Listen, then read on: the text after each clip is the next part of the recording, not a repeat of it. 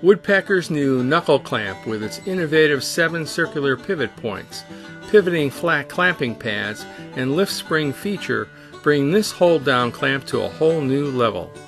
It will help woodworkers save time while improving safety and precision. The Knuckle Clamp with its multi-lock-in points enables you to deal with different workpiece thicknesses and shapes. This capability is enhanced by a pair of pivoting flat feet with molded rubber pads, which applies targeted pressure to lock down the workpiece without marring its surface. Molded from reinforced polycarbonate, this clamp is virtually indestructible. The adjustable spring lift feature starts with locking the clamp's bolt to your track, then adjusting the spring nut to bring your clamping pad to about 1/8 of an inch from the top of your board. Tighten the locking knob to lock it in place.